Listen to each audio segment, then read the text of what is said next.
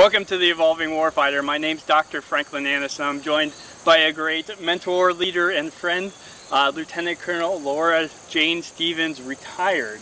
A very noteworthy medical service corps officer that had a career over 3 decades in length. Combat veteran of Operation Iraqi Freedom, highly decorated, Legion of Merit, Bronze Star, handful of meritorious service medals, and we could go on from there. So it's just a great, wonderful chance to sit down with her and talk with her about a couple topics. So thank you for joining me today. Oh, thank you so much. I'm glad we were able to get this coordinated in person. Yes. So after, I think, 18 months of talking about it, we have finally had a chance to sit down. We just wanted to make sure we got the opportunity to see each other face to face. So I love it. So we have a couple great topics planned. First of all, the first part of this interview, we're going to really talk about some of the great leadership aspects she pulled out of her career. Since you're kind of a great key figure in the National Guard medical community, I'd love to capture those before you left the organization. And then really interesting, we're going to have a talk about her getting into Ironman competitions and kind of doing extreme fitness events. So I will put a time mark at the bottom of the screen if you're kind of more interested in that fitness aspect and you want to go ahead and jump forward. But without further ado, we'll kind of get into the interview. So the first question I really have for you is I picked out kind of a number of assignments that we can kind of chat and what you learned for. And I kind of want to get to where it all started. So you are a cadet at Texas A&M and the first class that accepted females, is that correct? No, so actually the first women that were allowed into the Corps of Cadets was in 1974. Okay.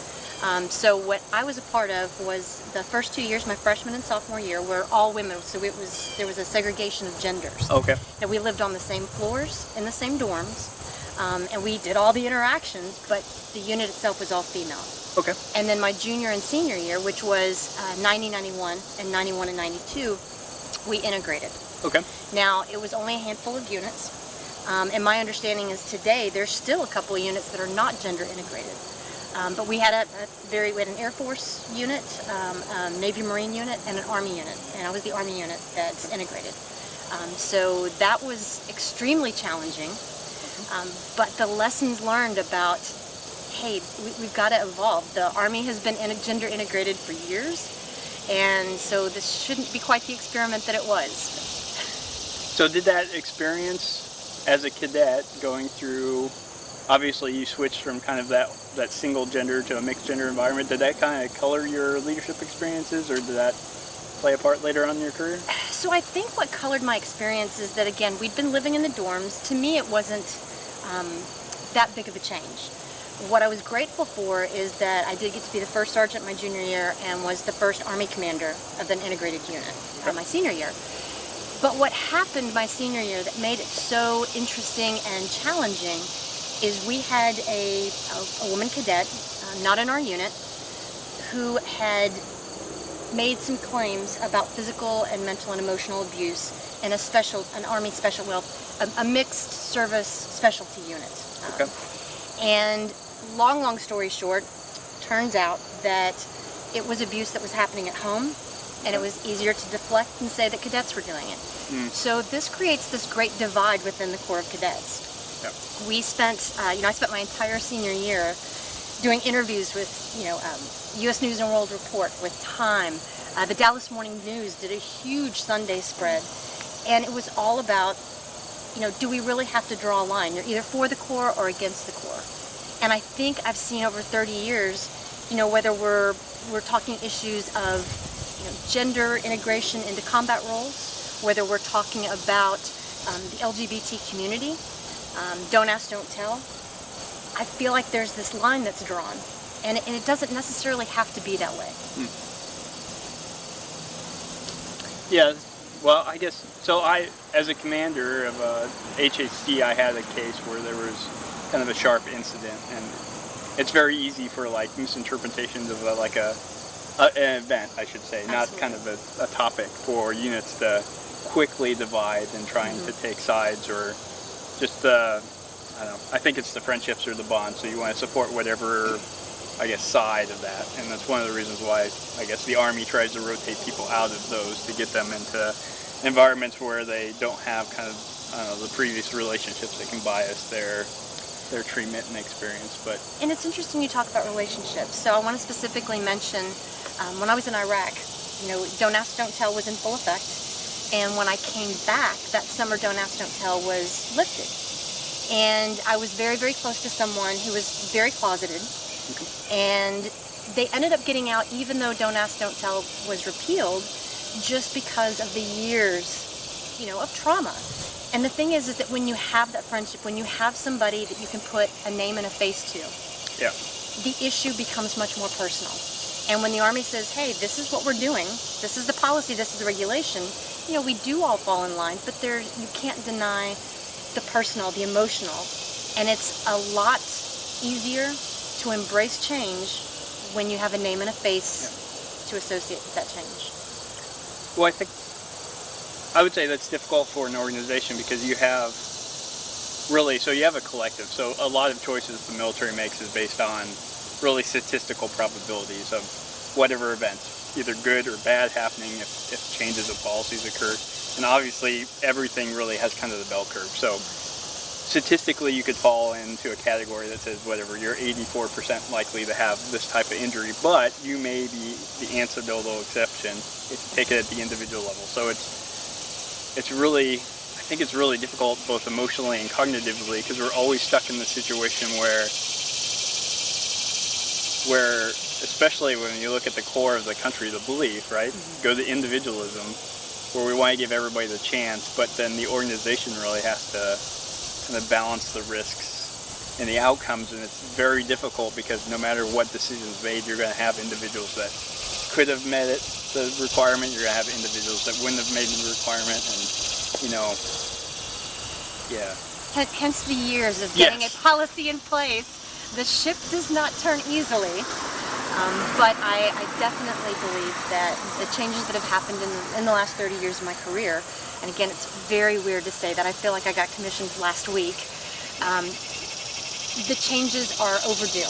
And again, I believe that just because of my operational experiences, and bluntly because of my personal relationships, personal experiences, I see how these policy changes significantly impact people who have been selflessly serving for years. Any other kind of big topics surrounding your cadet experience that affected your later career? You're like, we could be here for 4 hours. We could. So I will close with,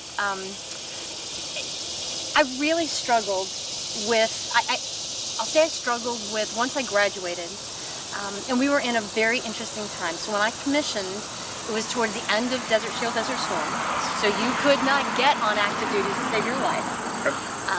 That was the first, in the summer I went to an advanced camp, so that would have been the summer of '91, between junior and senior year of college.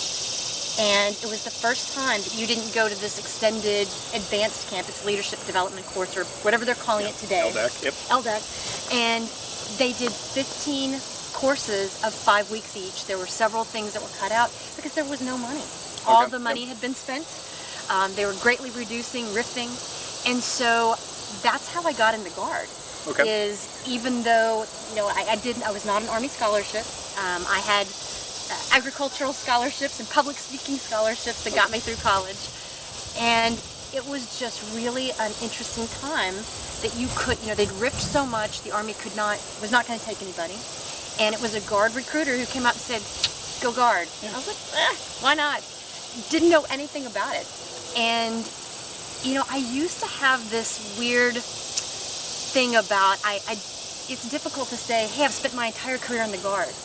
And I had a mentor, he's a retired 2-star general, who brags and would do his public speaking to talk about his career and his history, bragging about, this was who I am. I spent all these years all Guard. Now, I will say 22 years of that's been active duty, but our employer is the Guard. And so I think it's been a really interesting transition for me to embrace and love what I've been doing. Sometimes we avoid what other people don't understand. I'm definitely a people pleaser, so I think a lot about what others might think. And that's been a big personal change over 30 years is I'm not going to worry about what you think, but I'm going to educate you. And I think that's one of the things that I felt really as we've worked together for at least the last 4 years, I think really connected us is that your educator side, I love that and I embrace that, because I think while we might not see things exactly the same, you're willing to listen to me and I'm willing to listen to you.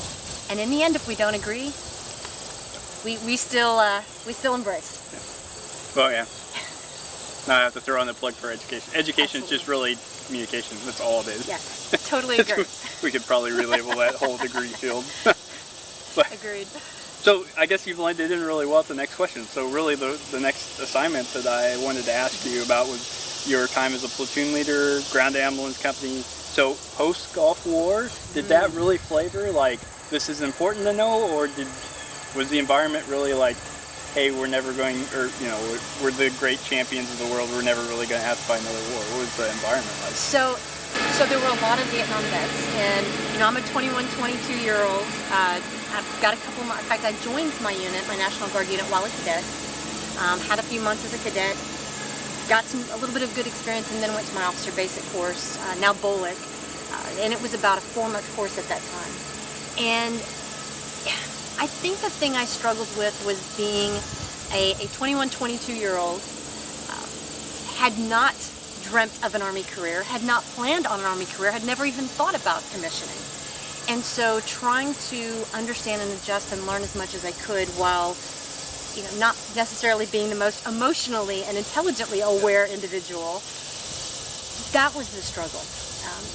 Operationally, it was just trying to figure out the org chart of the unit. Yep. There was not a lot of focus on understanding mission, understanding operations, and that particular unit, and I spent a long time in that unit. I spent 7 years going from second lieutenant to first lieutenant. At the time, the standards for promotion for the Guard, you had to live your life 3 years as a second lieutenant, 4 years as a first lieutenant. Now, of course, all that's expedited and has been. But I don't think that was a bad thing, because it was a forcing function to learn about a medical company, learn what they do, even in an environment where I had commanders that wasn't their focus. My first couple of commanders, the Guard is such a small world, and we always say that, but my first commander, several years later, I ended up being the drug and alcohol testing individual. Okay. And ended up kicking him out for drugs. Oh, wow. And my second commander was so interestingly intent on physical fitness and Ironman competitions that's all we focused on. Okay. And I had to learn, and not being a physically fit person, enough to pass an Army physical fitness test at the time, but fitness and all that was not my strong suit. Okay. And what I saw were people that were getting ahead, not on their leadership capabilities, but solely on their ability to knock out 100 sit-ups and push-ups.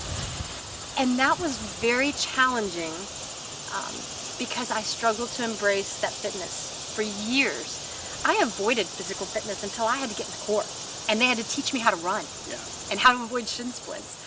And I think one of the other interesting things with that particular commander is we had an XO and a commander who very much couldn't stand each other. There was a whole toxic relationship. And watching, again, as a 22, 23-year-old, how that impacts the people and the soldiers and your leadership styles. And what I learned the most from that was that when a group of people, and in that particular group were NCOs, who stood up and said, we are not going to tolerate this environment, and got both the XO fired and the commander removed. And it was my first real lesson on the team concept and what it really means to be a team. Yeah, I would say definitely at the company level, and there's a huge amount of statistical evidence that says especially at the company lower levels, your resiliency of your commander and how they address conflict will determine whether or not in combat your soldiers will develop PTSD. So wow, okay. The better the leader and kind of more resilient, stable, less conflict among the top leadership, the less lower down. They won't kind of have this overbearing environment where everything is kind of conflict. Sure. So more emotional security, I guess you could say. Yes. So, yeah, I've unfortunately been in those type of environments, so yeah, I know field? Well, my last commander in that company, because I was there 7 years, it was the first experience I had with a Special Forces doctorate. Okay. And, I still, after all these years, I still talk to him. We're, Facebook friends, and I still see what he's doing. And that's where I really got introduced to the world of this unit has a mission. We have a strategic, operational, and, really the difference between what is tactical, operational, and strategic. I learned from him. And really got my taste of doctors who are operationally really smart. And no pun intended on the clinical side, but who really understood how to train his soldiers to fight for the next war that we all said wasn't coming. Yeah. So I kind of want to go back and just make one more comment about, you said fitness. So kind of long-standing problem in the Army, or at least perception is whatever, the commander gets promoted because he runs fast. Yes. And fitness is one very easily markable that we can quantify. Oh, red fox. I saw that. We can easily quantify in the Army, where a lot of the other leadership aspects are really nebulous and really hard to put down at OER. So unfortunately, I think it's one of the things that we just kind of default in terms of management, trying to hunt for the quantifiable stuff so we can say we weren't biased because we selected the person that hit very specific marks. Exactly. And I don't know, you think the ACFT, the new fitness test, will resolve that, or is it just an extension of the same problem? So, while the ACFT has been challenged for all the reasons, and I will say that I embraced it. I embraced the training for a couple reasons. One, I knew that this is not like the APFT where you can just, take a couple weeks and wing it. You actually have to work. And again, I don't want to go down the gender division line because, I do have some concerns about some things, but I think we'll get there. I really do. And it made me better fit as a more seasoned officer because I really focused on working on those physical aspects that I should have been working on anyway. My real issue with the ACFT is if you can pass the ACFT, let's get rid of the height weight. Yes, I think the height weight for years is significantly skewed against people who are very physically fit, but who don't necessarily meet height weight requirements. And that belief of mine is further developed because of my Ironman experiences. Yeah. And then the interesting side note is a lot of the height weight standards were derived actually from our knowledge of World War I, World War II. So if you just look at like nutrition availability in the United States from World War I and now, like before World War II, we'd actually have to put 20 pounds on a soldier because they had essentially been farm boys during the Great Depression. So your basic training, they overfed soldiers that increase their weight, where like now we have kind of the exact problem. But I don't think we've ever in human evolution caught up to say we now have all the nutrition available to the common person that they can really become an optimized athlete, just being an average citizen, because food costs are so low. And we've never statistically captured all that. So like the Army needs to catch up and figure out what the new standard will be. And the National Guard's a whole different world when you're talking about M days, and you've got young soldiers who are barely paying rent. They're concerned about joining a gym or finding a place to do pull-ups or just feeding their families. Yes. And when we talk nutrition, not having the kind of education, it's a whole another 3 decades of work to be done. Oh yeah. You could really pull on the Department of Labor, Department of Agriculture. Are we incentivizing the right type of foods? Are we teaching people how to eat well? All that. Absolutely. Yeah. So I guess moving on, do you have, should I ask, any last minute comments about the platoon leader? Okay. So company command, so 949th Forward Support Battalion. Mm-hmm. So this was post 9/11, so kind of talk the atmosphere and then kind of what you're doing. So interestingly enough, it crossed over. So I was a company commander as a traditional guardsman for about a year. And then I got brought into the AGR program, the Active Guard Reserve program, in August of 2001. And then 3-4 weeks later, the world turns upside down. And so it's been a very interesting transition between being an M-Day commander to suddenly being active duty as a battalion officer in charge OIC and a company commander in that same battalion. And one of the things that made, everyone who was an adult during 9/11 can tell you where they were, what was happening. But what was made that time even more interesting is, so 9/11 was on a Tuesday. The Texas National Guard at the time worked the 4-day work week. So we worked Tuesday through Friday. That previous weekend I had drill, Saturday, Sunday, take Monday off, and then go to work on Tuesday. And that Saturday, my first sergeant didn't show up to work, which was highly irregular. He was such a really go-to guy. And we banded, we had a great company anyway. One of the things that I'd like to say that my leadership has really developed and excelled has been in environments where things are have fallen apart or a nightmare. I love going in because just showing up, sometimes just showing up is enough to get people in line and go, you know what, this is worth putting the effort in for. And so we had been together about a year. Okay. And while we didn't have a lot of communications on the non-drill weekends, he and I were definitely one team, one fight. And so he didn't come to drill, and I had one of my officers was Civil Air Patrol on the outside. Okay. And did a lot of transportation of people and cargo and whatever else during the week on his volunteer time. So he drove the 2.5 hours to the first sergeant's town to try to go find him. Long story short, he died by suicide. Oh, geez. On Saturday morning. And, we hadn't hit 9/11. It was still 3-4 days away. But, how do you, we didn't have CAO, Casualty Assistance Officer, casualty notification. His ex-wife that he was reconciling with lived where the unit was. So I'm calling her, trying to find her ex-husband, soon-to-be husband again, and navigating all of that without any real updated policies, regulations, guidance, training. How do you do this? So we did a lot of winging it. How do we bring the unit in and tell them? How does the chaplain, the battalion chaplain, even know how to manage this? How do we help the family? And so as we're navigating through all of this, 9/11 happens. So I'm 5 hours, my unit and my full-time job are 5 hours from my home. So I have no clothes for a funeral, I have no uniforms for a funeral. FedEx is shut down, you can't get uniforms. How do we coordinate, military funerals, honors? If you were there, the world truly shut down.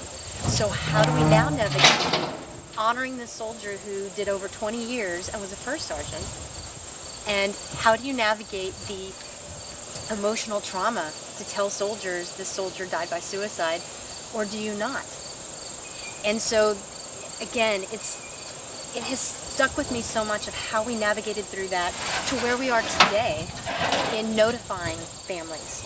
And with the National Guard, honestly, families already know. They usually notify us. It's the casualty assistance piece that becomes so critical. And I remember going in that Tuesday morning and just trying to do the catch-up game. That was one of the downsides of doing a 4-day week, was playing the catch-up game. And one of my NCOs came in and said, man, you need to come see the TV. This is like a plane hit a building or something. And I said, I'm busy. I'm real busy. I got stuff to do. I got pay to get done. And he came back 3 minutes later. He's like, man, don't make me grab you by the collar. You have got to come in here. And then we knew. And I ended up contacting folks on our civil support team. Texas civil support team was huge in the Guard. At that time, they were a foundational unit. And, coordinating with them. And it just has stuck with me how much real change occurred at that time, and to be in the middle of it. So I stayed a commander probably about another year after that, and then ended up moving to San Antonio to be a battalion officer in charge and a battalion S3 ops plans training for a medical battalion. And we were the first medical unit in the National Guard, Texas National Guard, to get called up, but we were not it was a transportation unit in Texas National Guard, that was the first unit called up, had the first soldier killed in OIF, and I later became the battalion commander of that troop. And so it's, again, small world, circular, everything comes back around. Yep. But to go back to your question, there's just so much, you know, that changed and altered. It was the first time after all that happened, I did what we would know as a war fighter, but it was at the medical company level. It was an evaluated exercise at Camp Shelby, Mississippi. And it was my first real experience of, okay, we don't know really anything. There were no lessons learned from OIF, but we got to get ready. So there were some great experiences that built such a foundation for me to move into the next stages of my career. Yeah, it's such an interesting period in history in terms of whatever. So did you notice a marked attitude change in your soldiers? Obviously, I'm assuming you're getting a whole bunch of influx of new soldiers coming into your unit. Communities probably super supportive all of a sudden of the Guard. You know, it was still so early. Okay. Everybody was still finding their way. So we're talking around 2002.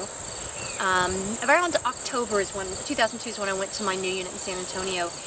There was just so much trying to feel it out. Yes, the community was involved, but what you saw were active duty units going overseas. And so there was just more chatter of, is this something we need to train up? Are we going to do a stateside mission? Are we going to get called up to do this federal mission? So there was a lot of uncertainty, and it didn't feel like, you know, the influx of people coming in and wanting to raise their hand. I didn't see that until I went to the medical battalion. And we got called up, and that's when you really started seeing folks going, I want to be there. In fact, because my unit got called up, one of the challenges was everybody in my prior company wanted to come to this battalion because they knew me as a leader, and we were going somewhere. Okay.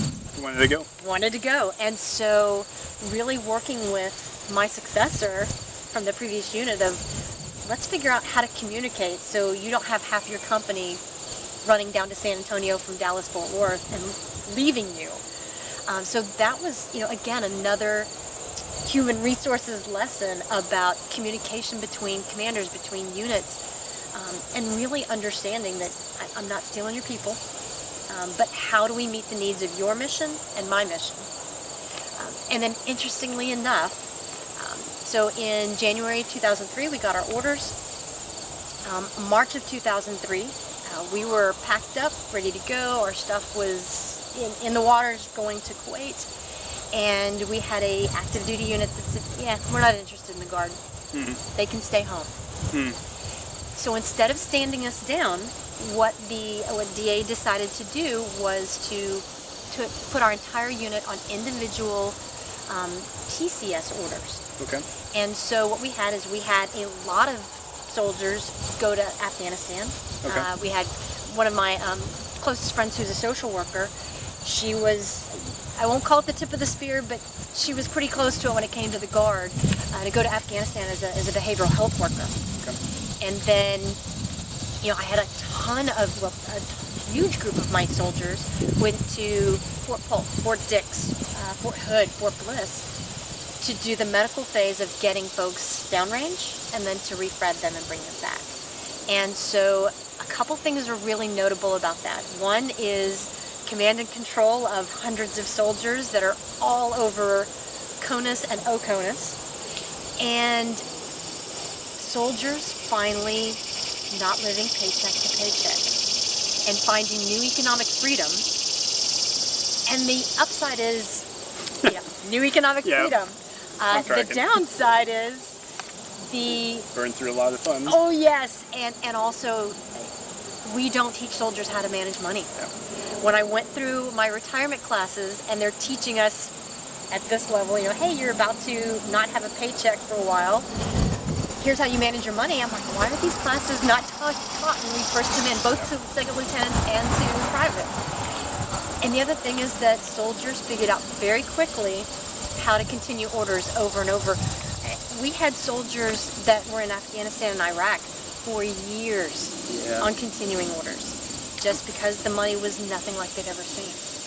I met a guy in Iraq that ended up in my platoon that was like that. I think he was like 4.5 years in, and just looking at the guy, you're like, I'm not sure if he ever made it all the way home, because there's only so much time you can spend in those environments. Exactly, and then navigating, the warrior, the wounded warriors, soldiers. Just honestly, nobody ever came back exactly the same.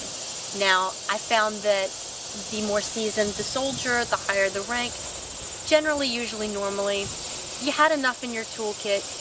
You either knew how to compartmentalize beautifully, or you knew how to ask for help. It was usually how to compartmentalize and get through life, but you just didn't see the death by suicide as often. You didn't see a lot of the outward trauma and mental and behavioral health issues in some of your more seasoned soldiers, but it didn't mean that they came back the same. Nobody does, as you know. Nobody comes back the same. So that was definitely a challenge in how do we also help those soldiers come back, acclimate, and right in the middle of it, I got picked up to go to Recruiting and Retention Command. And it was like a whole different world of... That time was the most interesting time. If you ask anybody who was in recruiting from the 2006 to around the 2012 era, we had so much money. We had very few to no moral or legal waivers that we had to deal with. I was making 600% of mission in recruiting clinicians. So in the guard recruiting assistant GRAP, is that right? And guard. GRAP added a whole nother level. Paying soldiers to go be recruiters. Absolutely. So you dealt with the GRAP issue, but we also had so much of the National Guard budget was given to recruiting. So there was just no limit to what you could do to bring people in. And it was when I was in recruiting that I got picked up to go on deployment. And to be on ground and see soldiers with tattoos on their necks and their faces and their hands, and to see soldiers just, at that time, there wasn't a weight. There was no height weight limits. And literally seeing 350, 400-pound soldiers, and I'm thinking, what are we doing here? This is not setting folks up for success if we need bodies this badly. So I guess before we move into your time down range, is there any other comments about company command you wanted to throw out there? I think we got it. Okay. So next position I'd like to talk about is Brigade S3, which really isn't like a capital L leadership position, but you're leading a section and you're really shaping what's happening for a commander, and especially to do it in combat had to be a significant challenge. And there were some additional challenges to that I'll share with you. So I did get pulled out of recruiting. At this point, we're in 2009. Okay. And if you were a slick sleeve, also, and I won't even call it, it's not an affectionate term, so combat patches on the right shoulder, and if you were a slick sleeve and did not have a combat patch, you were starting to get the side eye. And, I talked to my commander, my battalion commander, quite a recruiting commander at that time, and said, I did not join to push pencils. And when I joined, Desert Shield, Desert Storm was ended. And I knew I always wanted to lead. And I oddly always wanted an opportunity to go to combat. And the sole reason was, I think, the test of how am I going to respond and react? Do I know myself well enough? Can I really lead in a most significant environment we can experience as soldiers? And I don't know that I might have verbally admitted that, but I got my opportunity. I was a late mobilization to the 36th Sustainment Brigade. I was very recently Department of the Army select to Lieutenant Colonel, so I was a major at the time. And they didn't know what to do with me. They're like, oh, you're medical, we filled all our medical slots. And I'm like, you're not seeing the bigger picture, which is, so I'm medical operations, plans, and training. Operations, plans, and training is operations, plans, and training. Doesn't matter the environment. You don't need to put me in a medical position. And he assigned me to a night battle captain as a DA Select Lieutenant Colonel to track water bottles.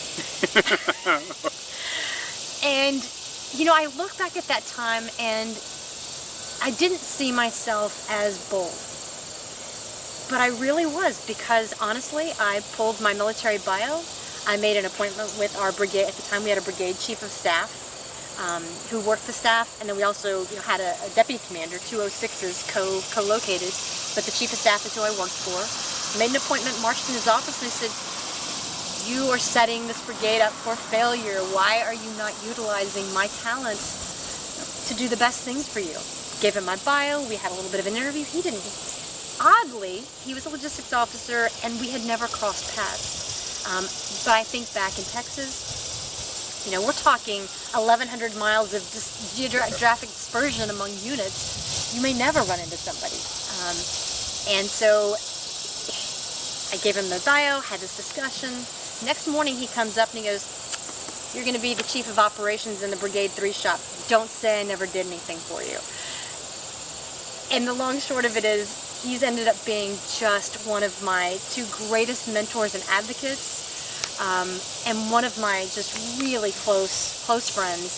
And he told me later, several years later, he said, "I could not believe this mouthy major, who I had no idea who she was, had the audacity to come in and tell me we were going to fail our mission because we weren't using her appropriately." Because, "But you were 100% correct." And so everything changed. My training completely changed within a couple weeks. I'm working with the S3, and I knew enough to know things were not really going well in that shop, which now I understood why they put me there. Once we hit the ground, we ended up getting to Kuwait early. So we stayed in Kuwait about 3 weeks longer than we should have. And I love describing Kuwait as the perfect precursor for going into Iraq. It was the armpit of hell in Kuwait. It smells bad, it smells bad, it feels bad. And once we'd get into Iraq, and the temperatures, while they were still 120, you just didn't have this air dryer of heat at you. It just was a different environment. So I thought it was a good prep. And let me back up. Once we hit ground, within 3 weeks, our fob got bombed. Okay. And there was the first test of, okay, how are we going to respond? How are we going to act? And again, training will get you there, but it was very eye-opening. One, how I responded, but then how I see my peers respond. I had peers running for the hills. Okay. And, to me, let me get my people out. I'm going to be the last one here in this bombed out building, because I'm not going to go to someone's parents and have to explain to them why I'm safe, but your E4 soldier is not. And it was very eye-opening and a little bit disconcerting to see senior officers just run. And running over people to get to a bunker. That's interesting. So I had the exact opposite experience. So my company had just finished a formation. We were just all gaggling the first time we got mortared. Everyone stood exactly where they were. And it took the leaders to start screaming at people get into the bunkers. And they were 30 feet away. But you really have that two different fight or flight, right? You either you freeze because it's a evolutionary adaptation to try to not draw attention to yourself, or you run away in fear. And it takes a lot to really maintain the cool head and make decisions. And the thing is, it's not as if we didn't have drills. We had drills all the time, because where we were located, our particular FOB, our forward operating base, had been one of the areas that had been mortared, where the DFAC, the dining facility, had been mortared. Several people had been killed. It was been all over the news. And so while there were certain areas protected from that, we did a lot of drills. It was so unexpected. We did end up getting, because of the engagement, we ended up getting combat action earning combat action badges out of that. In our particular location, we were less than 10 minutes from Al-Naziriyah. And that was where, and again, the one thing about being a seasoned officer is I tend to, my short-term memory and long-term memory kind of blends a little bit, so I may need a little help on this. But that was where the convoy had been destroyed, and we had our first woman POW. Oh, for Jessica Lynch. Yes, Jessica Lynch. That was right outside of our FOB. And so there's all this history going into this particular location, and being on high alert all the time. So when it really happened, training, the drills helped some, and didn't help others. And within a couple months, my supervisor, my Brigade S3, was moved on, and I became the Brigade S3 as a major. So I was the only woman within not just our area of operations, but in Iraq as a woman Brigade S3 and as a major. You know, I did not get promoted into a lieutenant colonel position. Interestingly, in the last few years, that particular Brigade S3 operations position is a major slot now. But at the time it was lieutenant colonel. And so it was really interesting navigating through all of that. But the experience, I will tell you, that year was the greatest growth, greatest challenge, and probably one of my favorite times in my life. Because change is hard, but I have so many great memories. Despite the challenges, those were some of my best memories. So I guess the moral of the story is, like, everyone has their own talents and abilities, and if yours is not being used, let it be known, right?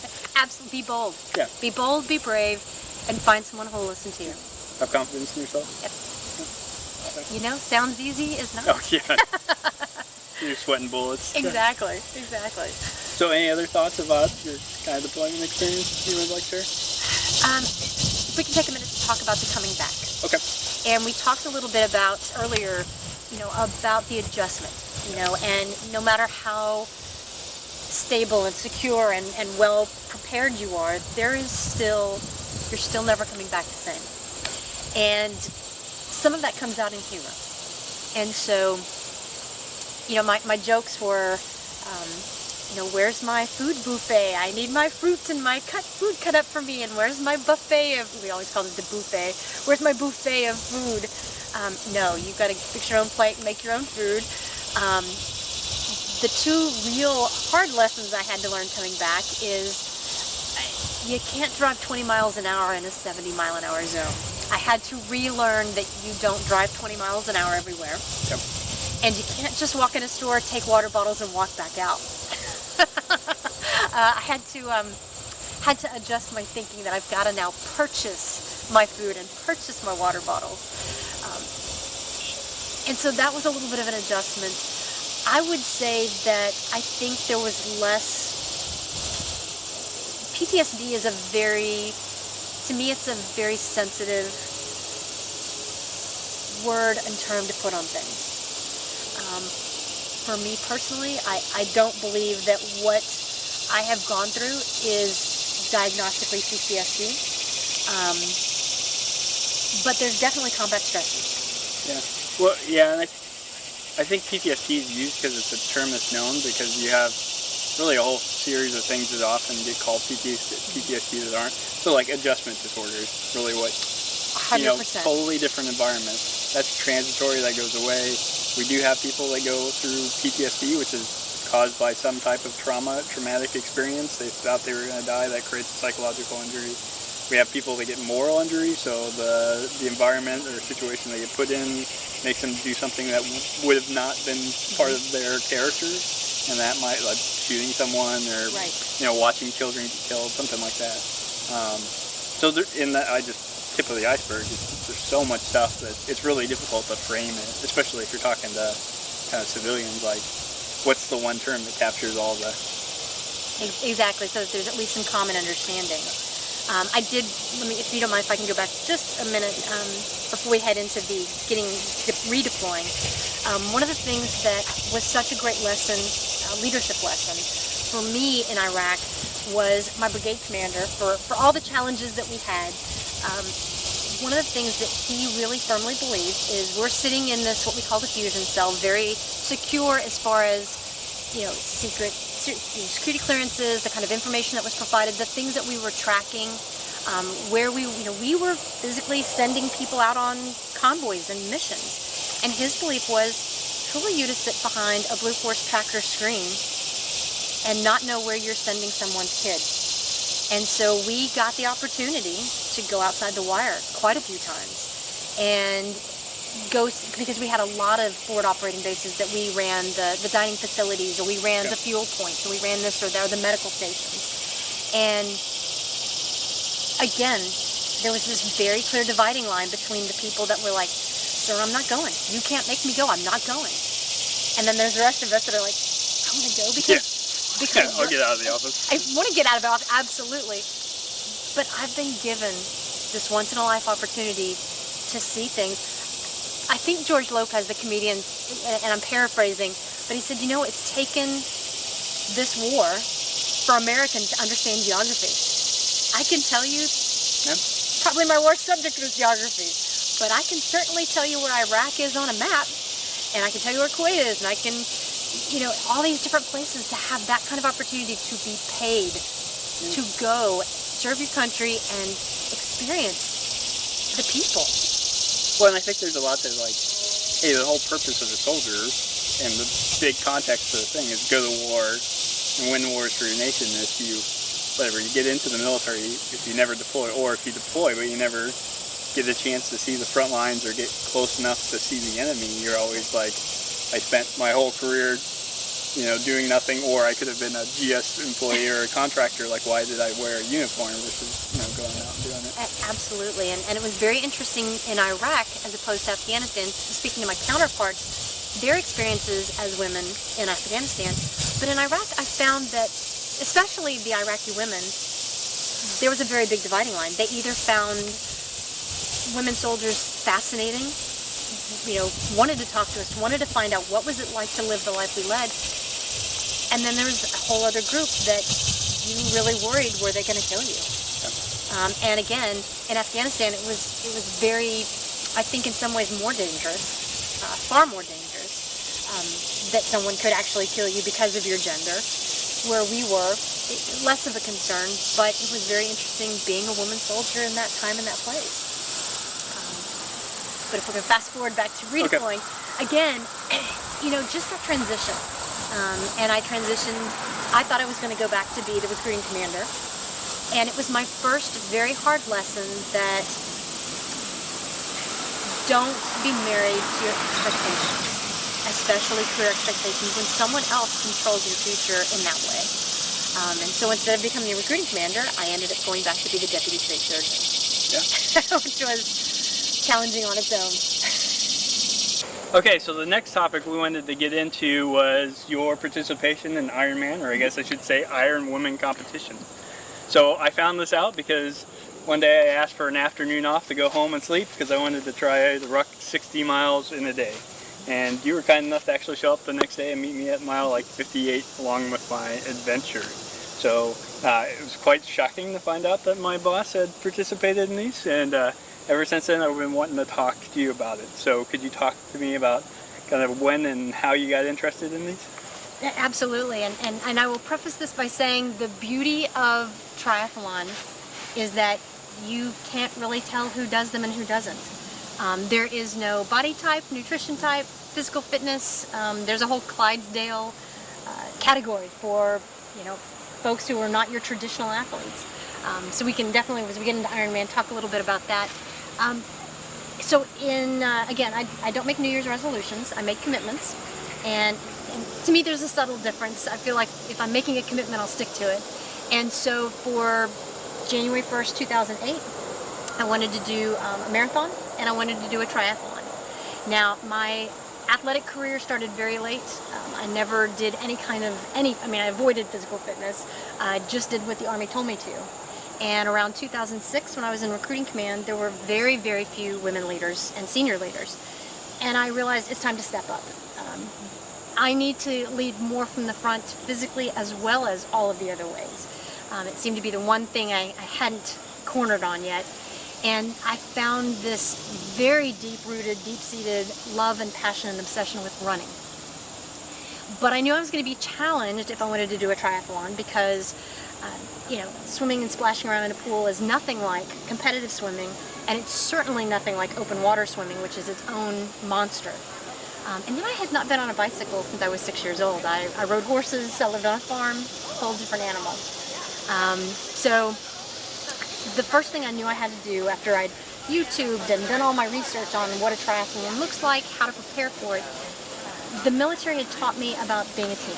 So I knew I needed to join a triathlon club to get that team experience and build on other people's expertise. I tried a couple of triathlon clubs in Austin, and they were not very welcoming. They didn't want to teach somebody. Okay. And so I went to a smaller club that was in the New Braunfels, San Marcos area, which is south of Austin, and found exactly the community I was looking for. I had, the swim coach, was an Annapolis grad and a Marine Corps officer, and there were a couple folks that had done some Ironmans, but they were doing it for fun. Nobody was, if you got on a podium, it was great, but everybody was doing it for fitness, for the camaraderie, and just the general, when you get into it, you're going to understand about triathlon. And so I did do my first sprint triathlon that year, along with 10 more triathlons that summer. Okay. It becomes obsessive. It's kind of like, for anybody who has tattoos, it's very difficult to do just one.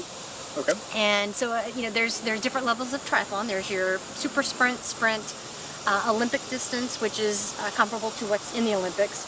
And then you've got a half Ironman and a full Ironman. Okay. I did my first marathon that year as well. I ran it with my swim coach. We did the San Antonio Rock and Roll Marathon. And it was just, I was obsessed, absolutely obsessed.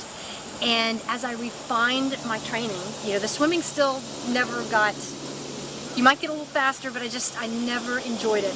Fortunately, in an Ironman, it's only about 10-15% of your overall day. So once you get that done, and then the cycling. So, getting on a bike, I went and bought one from a bike shop in San Antonio, got on it, and was like, I have made the biggest mistake of my life. I don't even know how to pedal this thing.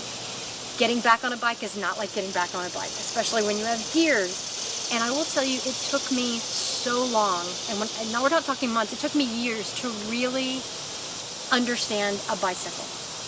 It's just not like when we were kids, or when I was 6 and rode my last bicycle. So I was really starting to get the hang of it. And I was, again, every summer I was getting more and more of doing, 10, 15 triathlons. These things cost money. I was really focused on, my money, my fitness. All of this was for doing triathlons. And then I got mobilized. So really all I could do, I could do some cycling, stationary bikes out in Iraq, but the running is what really did it. And, got super excited about doing the Boston Marathon, did a sister race in Iraq. On our particular location, our fob was 20 miles in perimeter. Okay. So we were able to do one circle of the perimeter and then, 10K through the town, through the middle of the fob. But it just reinforced how much I loved this part of my life. And so when I came back in 2010, and experienced my first injuries. Pulled hamstring, sciatica, just all the things that you've never had to deal with, and now they're starting to show up a little bit. And I'm not 20, so I had to learn how to take a break. And mentally, that is incredibly difficult to take a break. But if you don't recover, and so I get to fast forward to around 2012, and I was like, you know what? Every time I say I'm never going to do something, I absolutely do it. So of course I had said, I'd never do an Ironman. That's ridiculous. Who wants to waste their time? And my experience had been from that company commander back when I was a lieutenant, whose entire life was about Ironmans, and so I had this really negative connotation about who wants to do that. But by 2012, I got it. I figured out, that's the pinnacle of just to be able to say that you've done it. Yeah. But there's so much more that goes into it. And I think the way I'd like to preface that piece of it is, so I have two very, very good friends. One is a retired major and one is a warrant officer. And I like to think that I kind of started the cycle of the Ironman at Camp Mabry, Austin. Because once I accomplished my Ironman, there's a whole cycle of folks who were like, well, if she can do it, I can do it. So I had two good friends, retired major and a warrant officer, and they both were going to do the Ironman, but they took very different perspectives. The warrant officer did it the way I did. Hired coaches, nutrition counseling. I spent 2 years building a foundation of, I already had the running base, but I had to learn how to ride a bike. And so I joined So Bicycle Sports Shop was a leader in local bike shops in Austin. They've now since closed, and Trek has bought them. But used to ride with group rides, because the one thing, triathlon is an individual sport, and triathletes as a rule really stink as cyclists. They don't know how to ride a bike, they don't know how to ride around a group, they don't know how to ride safely. And so riding with a group not only made me faster and stronger, but helped me avoid a lot of bad behavior. Okay. Because my riding group was not going to they didn't care I was a triathlete. All they knew me was a cyclist. So we're going to behave well. I'm going to teach you how to ride and respect the road. This warrant officer and this major took a very different tact after I finished my Ironman. One went my route, the other one did none of the coaching, did about a third of the training. And the lesson I learned from that was what happens, and they both became Ironmen. However, it's your next morning. The general rule is for every hour of a race, you take a day of recovery. Okay. So you're normally needing 2 to 3 weeks of don't do anything after an Ironman. But how do you feel after that Ironman? I know when I got done the next day, felt actually good. Very, very little stiffness, very little soreness, because I had trained my body. We'd been, the body in me had been doing this training for long distances for a long time and getting prepared. And the warrant officer was the same way. The retired major could not walk. And his recovery was to the point that he's like, I'm never doing this again. So training definitely impacts. Take it seriously. Stay out of Facebook groups. Everybody's an expert on Facebook. And so I did go through a couple coaches, Ironman coaches, and found one who really understood me and understood, hey, I'm getting this, what she was getting was an athlete who was very disciplined, would do everything, very compliant, would do everything whatever the training schedule was, she knew I would do it. No questions asked. But she also realized, I'm not trying to beat an elite triathlete, so I'm not going to make you hate this sport. There are a lot of coaches out there that will burn you to the ground, injuries, to where you just hate the sport.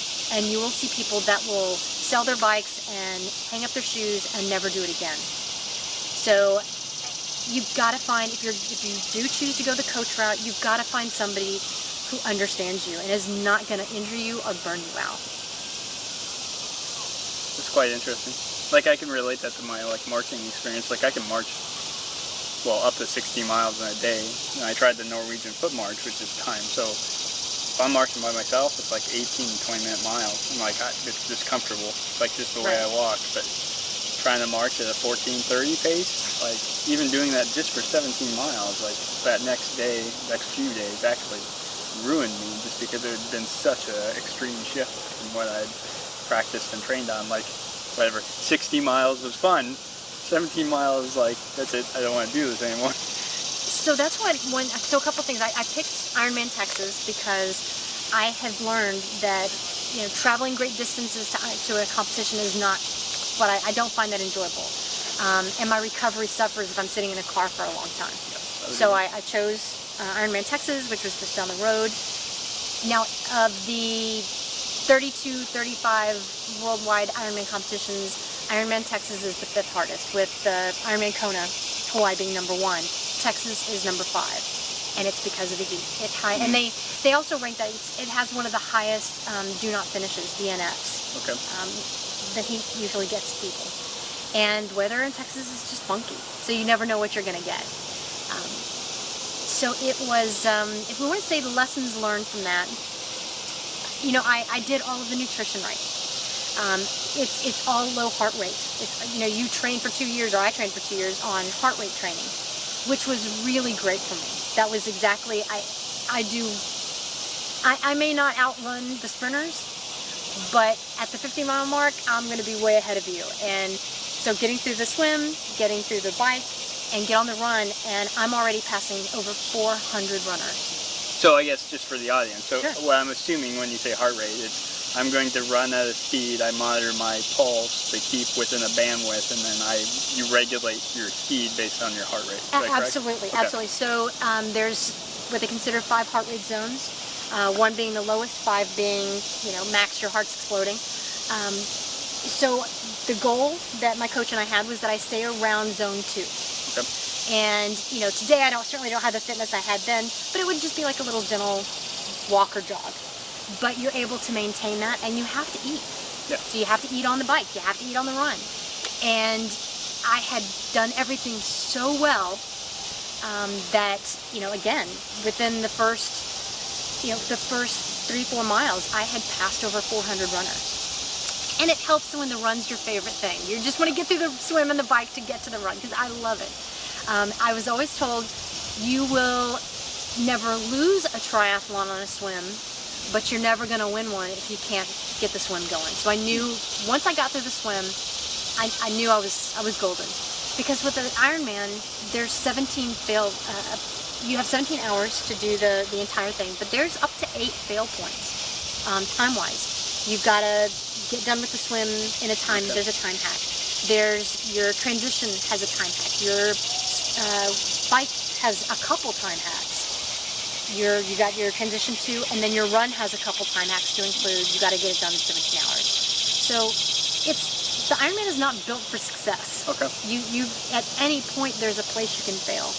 But I knew if I could get through the swim, I'd make all the other time hacks. And so everything was in line, and I get to mile 17 on the run. Now, the issue was I had been doing my, all of the nutrition had gone in my training. I'd done up to, I would say, probably 6 to 8 hours, maybe even close to 11 hours, 10 hours of training. But by the time I got to mile 17 on the run, was the first time I ever experienced intestinal upset. So from mile 17 to 22, I lost almost an hour. Okay. But again, it's a lesson learned. Yep. Now I know why people put certain medications like Imodium in their bags, because it just happens. You're not when you train for something like an Ironman, you're not doing the Ironman distance. You're not doing Ironmans as you're training. And so these are the lessons learned. But I still came out relatively uninjured. I was actually, again, an hour ahead of my goal time, so I ended up around my goal time, which is okay. But at the end of it, I knew that I wanted to do it again. You are one of two categories. It's one and done, or you're ready to do it again. And so that kind of leads into why we're 2022, and it's been 8 years, and I have not done a triathlon since 2014, not by choice. So in 2015, I decided to take, after Ironman, I decided that I really wanted to focus on cycling. Okay. I wanted to try, I wasn't great at it, but I was pretty good. And as I look back, I was a lot better at it than I thought. And I wanted to give like my knees and my ankles and all of the stuff a little bit of a break from running. And so I wanted to try every kind of cycling race. I did crit racing, I did time trial racing, I group racing, I did everything. And found a couple different types of racing I really loved. The time trial racing is an individual sport. Loved it, because it's all on you. Doesn't matter what anybody else does. And you don't know the final results until you finish. So just because somebody's ahead of you doesn't mean time-wise they're ahead of you. So it was, so I spent the year really focused on, let me find some bike racing I enjoy. On June 1st of 2015, it was my first day on my new job as a brigade officer in charge, and I was going to be the bike safety at 5 in the morning for our warrant officer. He is a Boston qualifier every year, super stud on physical fitness, but it's 5 in the morning and pitch black, and we're he's running on country roads, and I'm like, let me be your bike safety, which is just me taking care of his water, me taking care of the lights. Anything happens, I'm going to take care of you. And one of the reasons he chose that particular road was because there's no dogs, no people. Yeah, there were 2 pit bulls on that road. Oh, Jesus. So we are about 3 miles into this 15-mile run and bike ride, and it was a freak crash with these two pit bulls, and I ended up swerving to try to help him, and he's trying to help me and get away from the dogs, and I ended up crashing headfirst into a concrete culvert. And I remember it like it was yesterday.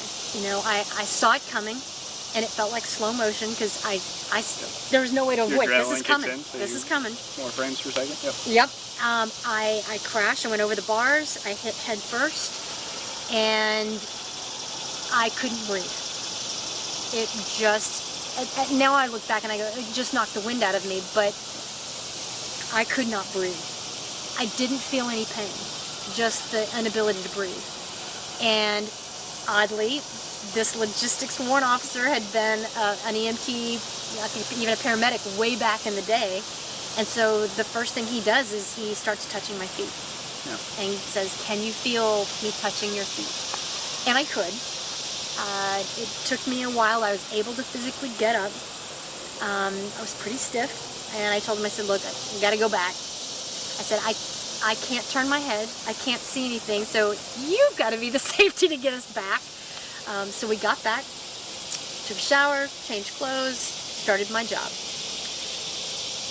Just did my entire day, drove my hour home, and was like, man, this pain is extraordinary. That's when the pain started. And it was just as if knives going down my back. And again, I didn't think anything of it. I was like, hey, I got up. I'm gotta be okay, right? Let me take an ibuprofen. Let me drink some water. Yeah. Let me take a Change knee. your socks, you're fine. Let me change my socks, we're fine. The next morning I got up and I started vomiting.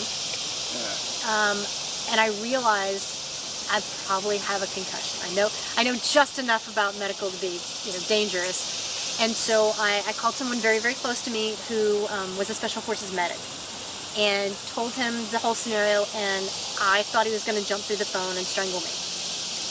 And I said, I get it. When I get a break today, I will go and take care of this. And around noon, I just couldn't take the pain anymore. So drove over to Darnell Hospital at Fort Hood, went to the ER, walked in, told them what happened. The triage panic sets in for the providers. Immediately they're like, don't move. Right. Get taken back, they do the x-rays. Obviously I'm in a collar, I'm in all the stuff, and the ER doctor walks in and goes, yep, you broke your neck. Yep. And I gotta tell you, Franklin, you know me well. And, while I can be animated, you're not gonna see me cry. I mean, you went through my retirement party, 2 hours of retirement party, and not a tear was shed because I'm gonna keep it. You came closer. I came close, I did. Close. But you know what? You kept it together. And these tears just started coming out because the reality of the situation. Oh yeah. And not even really, I didn't even really understand the reality until I ended up talking to the SF medic, and I said, I have a C2 fracture. I called him, I said, I've got a C2 fracture, and he's like, you realize that is the single most fatal spinal injury known to man, because it's called the hangman's break. And it's ironic, we just had a soldier report where falling off a bike on the PT test, the next day went in for an x-ray, the exact same thing. Exactly. It has a very high fatality rate, and if you don't die from it, you are paralyzed. And I was neither of those things. Again, kind of going down the path of there were no neurosurgeons at Fort Hood. They were all in Iraq, Afghanistan, or trying to get to Fort Hood. Shipped me over to Scott and White. And after hours and hours and hours in the ICU, the decision by the neurosurgeon was, what I'm going to do is, I really don't want to put you in a halo. I really think your fitness, your lifestyle, he goes, I want to try something. And of course that terrifies me, because you want to try something? He said, we're not going to put a neck brace on. He said, I don't even want you walking, but I know you got to walk. He said, no physical fitness for, at least a year. Okay. He said, no rehab, no physical therapy. He said, just living your life is your physical therapy. And he said, and we'll figure it out from there. So that's what we did. And about a year and a half later, I got back on a bike. And the first thing we did, 100 meters into it, and I very specifically chose a very good friend of mine, somebody I had just absolute and complete faith would get me through this getting back on the bike business. and within 100 meters of the bike, we crashed into each other. We both remained upright, but you know, that's what you need. Because then it's like, okay, I got this. We can make this happen. And the whole exposure therapy. Yes. Not be scared to fall off again. Exactly. And not be scared that every crash is going to create what it did. So, you know, you fast forward, and I just, between being a brigade OIC, being a battalion commander of the largest battalion in the state of Texas, you know, you've got 1,700 soldiers in the brigade, 77 are active duty, 1,100 miles of geographic dispersion, you know, and then trying to recover. And, you know, how do we do this? How do we get through this? And so and when you think about, and I can't remember the name of the behavioral health stress, it assigns points to different stressors.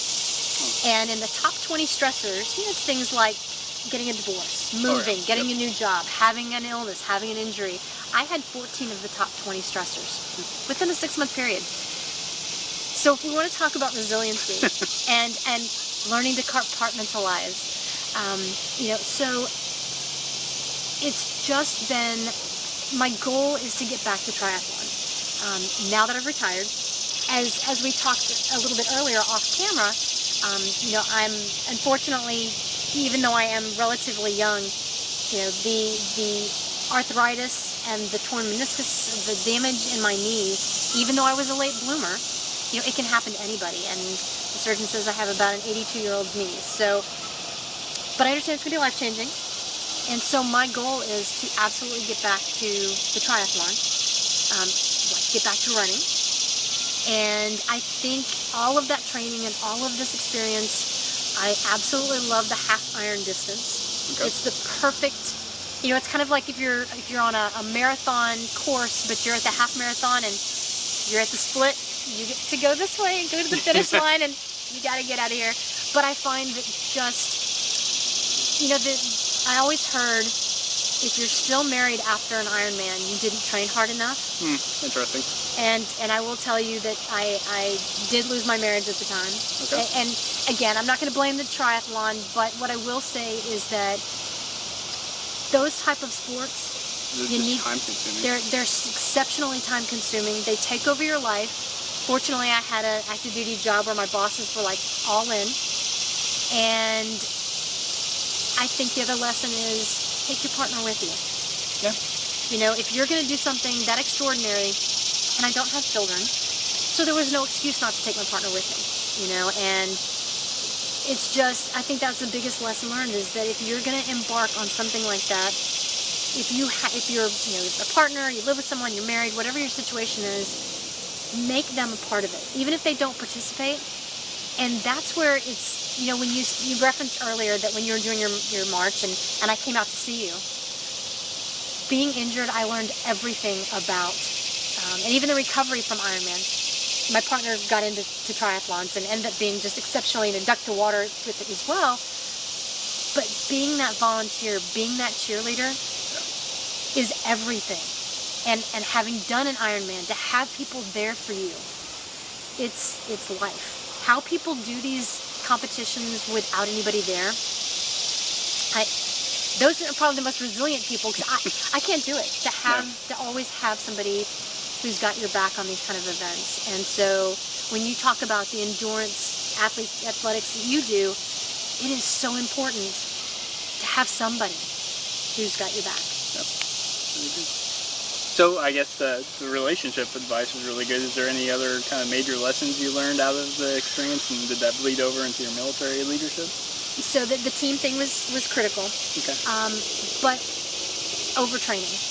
Okay. Yep. That's a good you would topic. think that, you know, you can't overtrain in the military, but you know, you can. We tend to undertrain sometimes. But elite athletes, if you watch elite and professional athletes, they don't do 15 races in a summer. Yep. That's ridiculous. They don't do that. They have some training events, and then they have their A race. And so I really learned a lot about, you don't have to sign up for every single thing. Pick and choose what's important to you. And, you know, it's important to you because it's, you know, I chose some races because they were all women races. And that, it's not that the sense of competition is not there, but the sense of camaraderie and helping others that this is their very first time. I got so much joy out of being specific and focused on choosing what I race for. Okay. And how I race. And so the overtraining,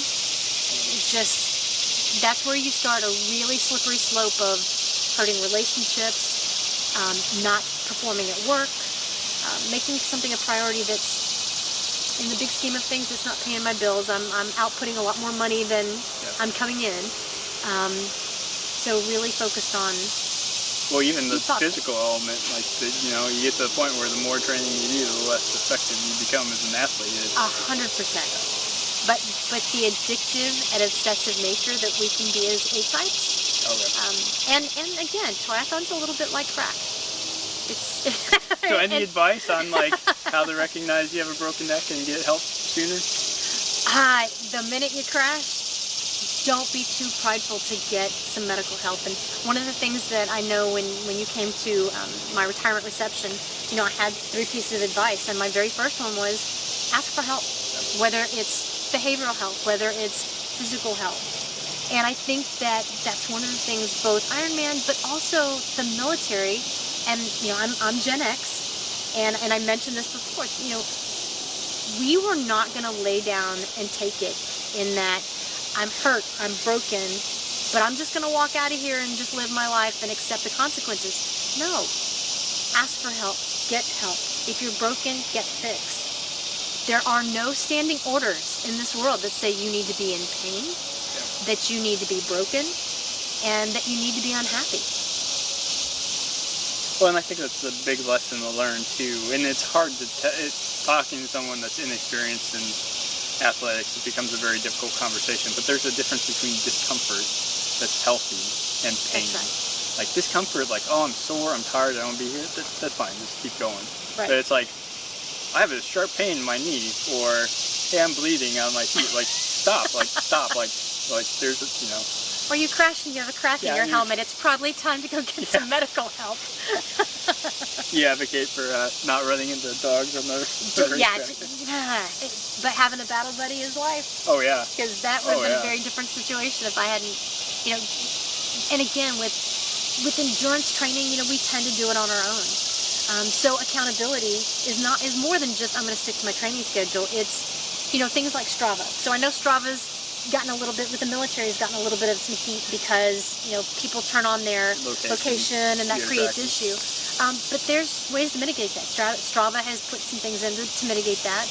But I always made sure I had somebody or more than one person tracking me.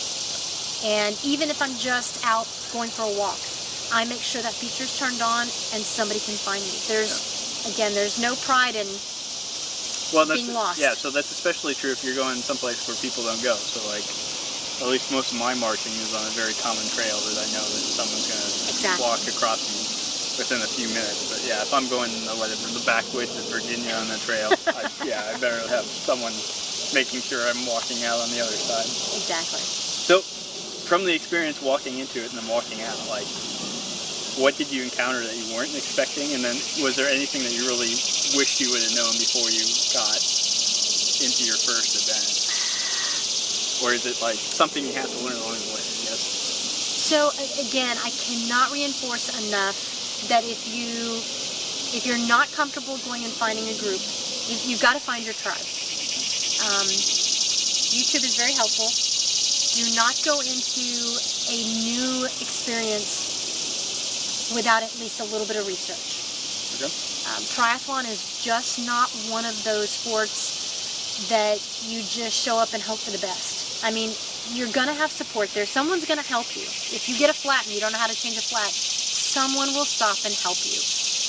But that creates a level of stress that makes people not want to go do it again.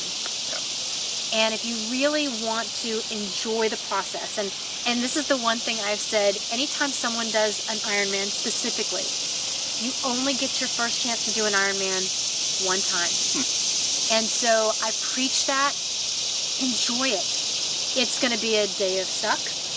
It's going to be a day of, I didn't hit that point of, can I do this? until I hit mile 2 on the run. And I allowed to come into my brain, you got 24 point, however many miles left of this. Because, with an Ironman, it's 160.4 miles total. And so when you've got 26.2 miles left and you hit that 2 mile point, you've got to decide, am I going to allow myself to think about what's ahead? It is one step at a time. It's one little bite at a time. And I think that's with anything that's helped me, especially with the military. 30 years, I've been asked so many times, well, how are you doing with the transition? It is literally one bite at a time. And, I shared a little bit with my frustrations that, my last day in uniform was August 31st. My first day as a civilian was yesterday, as September 1st. And, I'm still not completely out. It's going to be another week of paperwork, which is kind of how you came in, it's how you go out. And I've had, you've got to have that patience. You've got to remember it's one bite at a time. Otherwise you're going to get overwhelmed. So have a team, ask for help, one bite at a time. So I guess the only topic that you didn't cover here is, so rucking is easy. I grab a rucksack, and a rucksack can be expensive, but Ironman, you're talking a bicycle, that's a lot of expense, and you could probably go wild into the tens of thousands of dollars really fast if you weren't paying attention. Do you have any recommendations on hey, I'm trying this once, the approach to afford the equipment versus, hey, this is something I love and then I'm going to invest, whatever? Right, so for me, I was the one that ended up getting, I had a $14,000 bike when I did Ironman. Now, you got to remember I did that in 2014, but I started doing triathlons in 2008. Okay. So I had, I didn't have carbon anything. I had the very basics of this just little road bike. It wasn't a triathlon. I didn't invest money. And I didn't know what I didn't know. So I didn't know something as simple as when you're in cycling shorts, you don't wear underwear. Okay. You have to go just the way you are. And because there's moisture leaking issues, there's saddle sores, there's all these things. But until you get in a group and somebody can tell you these things. So there's no need to invest a ton of money up front until you get that obsessive, this is what I love. So borrow a bike. Yeah. For a super sprint, you're talking, a super sprint could have 200 meter swim. Okay. The bike could be a 5K, 3.1 miles, and the run could be a half a mile. I mean, the super sprints are the way to start. Now, the only thing I would caution, because again, the only thing you're going to spend money on is a registration. You can borrow a bike, you can walk, whatever you need. The one thing that I would say is to be very cognizant and cautious of is the open water swim. Okay. It is wildly different than anything you're going to experience in a pool. Now, we would practice in a pool by all of us swimming on each other, on top of each other, swimming over each other. We would kick each other because that's what it can be like. Okay. Now, a lot of, including Ironman, when I did my Ironman, it was not a seated start. It was everybody was in a big mass out there. So I made sure I got in the back, did my thing because I knew I wasn't speedy. But it can be terrifying. People panic all the time. And people, I would venture to say that the lion's share of deaths in a triathlon are in the swim. Now, it's from embolisms, it's from cardiac issues, medical issues. But the panic is real and it can cause you to be a DNF very quickly. So that's where it becomes very important to get with the group to learn how to open water swim. There are tips and techniques that are critical, but that can be very, very scary. If you've never done an open water swim, that was one thing that I adjusted. Sure, I did some training in the pool, but really, I really focused on my long swims being in an open water quarry in Austin. Okay. Because if you don't know where your resting spots are, can you rest? Do you know how to turn on your back? Can you swim on your back to give yourself some rest? What if somebody swims over you?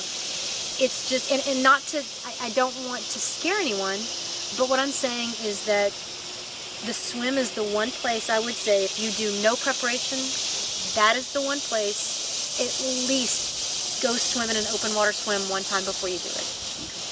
For your own safety. and your peace of mind. So here's a question I always love to ask is like what additional kind of resources that are out there, or obviously dumps a tremendous amount of leadership lessons and information on us, but what's the recommended place to go for more self-development? Sure.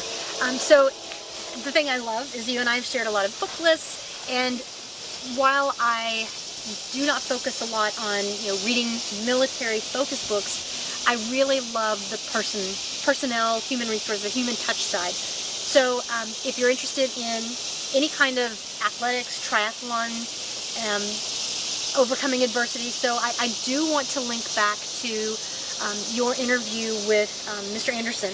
Okay. Yep. With the power of adversity. His TED Talks are brilliant, and he says everything I want to say about. You talk about overcoming adversity. That guy's got it, and I would highly recommend folks go back and either see his TED Talks, but especially to go back to your interview with him. Okay. That's a really great interview and helps kind of feed onto this process. But if you're interested in being a vegan athlete, I am not. I'm a meat eater. But my coach, Carrie Barrett, she's a vegan Ironman. Okay. She's just a brilliant coach. She's actually a comedian. Okay. And she has one of my favorite podcasts, and it's called I Could Never Do That with Carrie Barrett.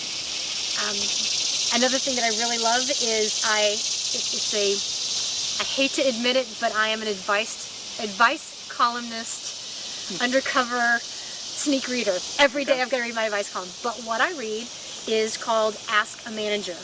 Okay. And Ask a Manager, it's askamanager.org. Allison Green, she's up here in DC. Years and years of being a human resources manager and leader in the industry. And what it's really about is the lessons learned, the questions that people come.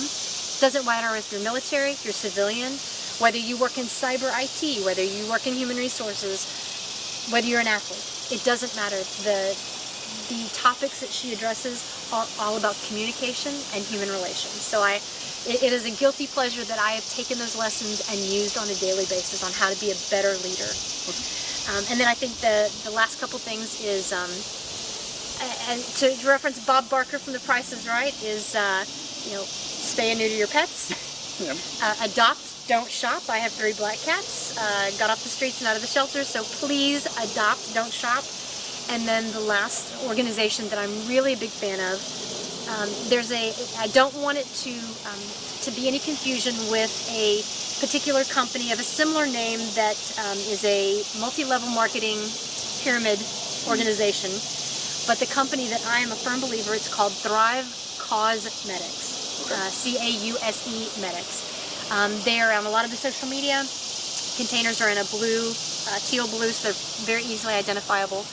They are a women-run company, and every purchase goes towards a women's organization or a women's cause, and they absolutely contribute to women veterans. And so it's Thrive Cosmetics. But again, for the audience, if they really are very interested in the athletics piece and they're very interested in how do you recover from injury, go back to Mr. Anderson's interview with you. Okay, outstanding.